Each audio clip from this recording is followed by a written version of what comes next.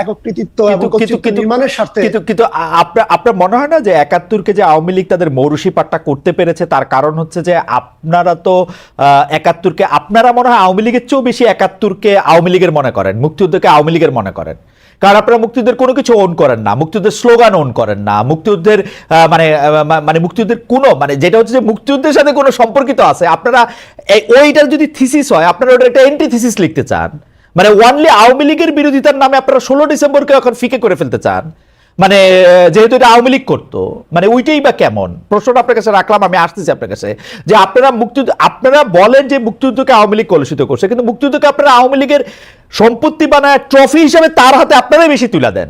মানে আপনি দেখেন গত বছরের ১৬ ডিসেম্বর হচ্ছে এবারে ১৬ ডিসেম্বর আলাদা হবে, কারণ আওয়ামী লীগ ১৬ ডিসেম্বর বেশি করে করতো। মুক্তিযুদ্ধ শব্দটা এখন একটা গালাগালিতে পরিণত হবে, কারণ আওয়ামী লীগ মুক্তিযুদ্ধদের বেশি ইয়াতে দিছে। জয় বাংলা বলা যায় না ৭৫ থেকে ৯৬ পর্যন্ত ২১ বছর, কারণ আওয়ামী লীগের স্লোগান এটা। মানে ওয়াই ইজ দ্যাট? আমি এটা নিয়ে আসলে ইয়ার কাছেও জানতে চাইবো, জনাব মঞ্জুরুল ইসলাম আপনার কাছেও জানতে চাইবো। আমি আপনার কাছ থেকে স্পেসিফিক যে প্রশ্নটা করি যে সেটা হলো যে আসলে ঢাকা ইউনিভার্সিটিতে ওই ৭ নভেম্বরের সভাটা নিয়ে আমরা যেটা বলতেছিলাম, এইটার পিছনে কি আসলে ইসলামী ছাত্র শিবির আপনারা বিএনপিকে ঢুকতে দিতে চান না বা বিএনপি ছাত্রদলকে ঢুকতে দিতে চান না, এবং যেই কারণে আপনারা এটা সাধারণ শিক্ষার্থীদের ব্যানারে একটা মানে এরকম একটা কিছু করতেছেন, হিসাবটা কি এইটা? আর ওইটা একটু বললেন তো যে মুক্তিযুদ্ধটা আপনারা পার্মানেন্টলি মুক্তিযুদ্ধের সাথে আওয়ামী লীগকেই ট্যাগ করে রাখতে চান কিনা? জি, ঢাকা বিশ্ববিদ্যালয়ের পোস্টার লাগানো নিয়ে যে বিষয়টা আসছে অভিযোগ ছাত্র দলের পক্ষ থেকে, এটার ব্যাপারে স্পষ্ট করে বলতেছে যে এখানে ছাত্র শিবিরের কোনো সম্পৃক্ততা নাই। এখানে এই জন্য নাই যে যেহেতু ছাত্র জনতা ঢাকা বিশ্ববিদ্যালয়ের বিশেষ করে সাধারণ ছাত্ররা তারা ছাত্র রাজনীতি নিষিদ্ধ বা ছাত্র রাজনীতি চায় না এরকম একটা বক্তব্য দীর্ঘদিন ধরে দিয়ে আসছে, কাজে তাদের সেই জায়গা থেকে হয়তো এই ধরনের কথা আসতে পারে বা তারা মিছিল করতে পারে বা তারা প্রতিবাদ করতে পারে।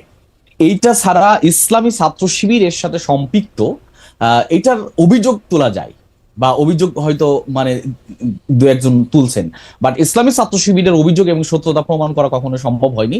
আর আরেকটি বিষয় মুশির রহমান রিসার্ট ভাই বলছেন, সেটা বলতেছে ছাত্র শিবির ছাত্র রাজনীতি নিষিদ্ধ চায় না। ছাত্র শিবির ছাত্র রাজনীতির পক্ষে বক্তব্য দিয়ে আসছে এবং ছাত্র শিবির ছাত্র রাজনীতির সংস্কার চাই। সংস্কারটা কি, সংস্কার নিয়ে একটা আলাদা আলোচনা হতে পারে। কাজে এখানে আমি যদি বলি যে ঢাকা ইউনিভার্সিটিতে পোস্টার লাগানো এবং সেই পোস্টারের বিরুদ্ধে মিছিল করা ইত্যাদি এই ঘটনার সাথে ছাত্র শিবিরের কোনো সম্পৃক্ততা নাই।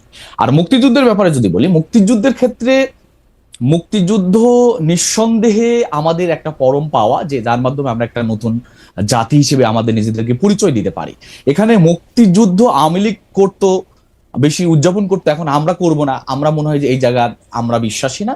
তবে আওয়ামী লীগ যে নিজস্ব সম্পদে পরিণত করেছিল, আওয়ামী লীগ এটাকে নিজস্ব মনে করে এটাকে উদযাপন করতো, ওই জায়গা থেকে হয়তো এখন জাতি বের হয়ে আসবে। মঞ্জুর ইসলাম ভাই, আপনি কি এই জিনিসটা খেয়াল করছেন? আওয়ামী লীগ যেটা নিজস্ব সম্পত্তিতে পরিণত করতো, আমার প্রশ্নটা হচ্ছে এইটা আমরা আওয়ামী লীগরে মানে এইটা হাতে তুলে ওরা নিজস্ব সম্পত্তি কইরা দিছি কিনা? আমরা মুক্তিযুদ্ধ থেকে আওয়ামী লীগের থেকে দূরে থাকতে চাই বলে মুক্তিযুদ্ধ থেকে দূরে থাকবো, ওইটা কইরা দুইটারে এক করে ফেলছে কিনা? আওয়ামী লীগ শুনলেই মুক্তিযুদ্ধ মনে হয় কিনা, মুক্তিযুদ্ধ শুনলে আওয়ামী লীগ মনে হয় কিনা?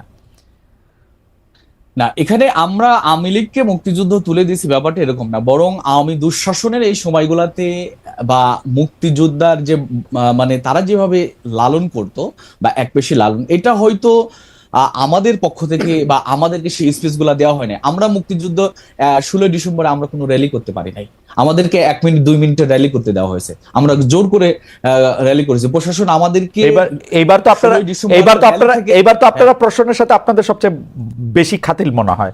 এইবার কত বড় করবে র্যালি? প্রশাসনে এইবার কত বড় র্যালি করবে? 16 ডিসেম্বর আসতেছে তো। প্রশাসনের সাথে আমাদের খাতির নাই, আমরা এটা চিন্তা করবো র্যালি হওয়ার পর আপনারা জানতে পারবেন যে এটা বড় করে করবেন কিনা সেটা জানতে চাইতেছি। সেটা বড় করে করব কি করব না সেটা সিদ্ধান্ত আসবে, মানে বেশি দিন তো নাই, পরিকল্পনা না করলে অত বড় করে করতে পারবেন না তো। নিশ্চয়ই এটা আমরা একদিন 2 দিনের ব্যবধানে অনেক বড় পরিকল্পনা করে বাস্তবায়ন করতে পারি, তার পারি আর কি। আচ্ছা, আমি প্রশ্নটা করি, থ্যাংক ইউ। আমি প্রশ্নটা করি যে আওয়ামী লীগ সরকার পতনের পর আমরা খেয়াল করেছি যে ছাত্রলীগে থাকা ছাত্র শিবির নেতার আত্মপ্রকাশ করতেছে নানাভাবে, এমনকি জুলাই আন্দোলনের সমন্বয়কও আমরা দেখতে পাচ্ছি যে ছাত্র শিবির নেতা।